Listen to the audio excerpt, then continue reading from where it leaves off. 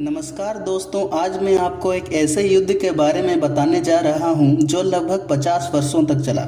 लेकिन इस युद्ध में ना तो गोलियां चली और ना ही किसी की मृत्यु हुई। आप इसे इतिहास का सबसे विनम्र युद्ध भी कह सकते हैं। वर्ष 1973 में कनाडा और डेनमार्क के बीच एक समझौता हुआ, जिसके तहत यह तय हुआ कि दोनों देश अपनी सीमाओं का निर्धारण करेंगे। लेकिन उस समय हेंस आइलैंड को लेकर कोई फैसला नहीं हो पाया था, जो करीब मात्र 1.29 वर्ग किलोमीटर का था। उस समय कनाडा भी इस पर अपना अधिकार बता रहा था और डेनमार्क भी इसे छोड़ने के लिए तैयार नहीं था। अब आपके मन में ये सवाल आ सकता है कि डेनमार्क तो उत्तरी यूरोप में है, तो उसका कनाडा से सीमा विवाद कैसे हो सकता है? तो इसका जवाब है, कनाडा से 36 किलोमीटर दूर ग्रीनलैंड नाम का एक क्षेत्र है जिस पर डेनमार्क का कब्जा है।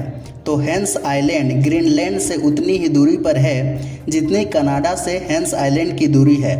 जब इस पर कोई सहमति नहीं बन पाई, तब एक दिन कनाडा ने यहाँ अपनी सेना को भेज दिया और वहाँ पर अपना राष्ट्रीय ध्वज फहराकर और अपने देश की विस्की की बोतल रख कर वहाँ से लौट आई।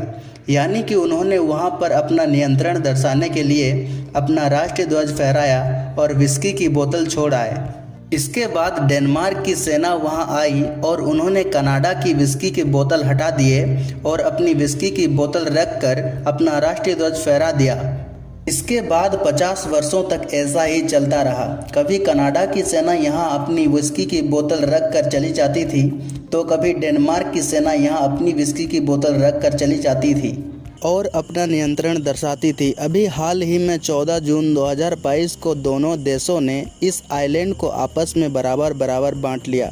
तो यह युद्ध विस्की के बोतल के साथ ही खत्म हुआ, क्योंकि दोनों देशों के मंत्रियों ने एक दूसरे को विस्की की बोतल भेंट की और इस युद्ध को आधिकारिक रूप से समाप्त करने का ऐलान किया।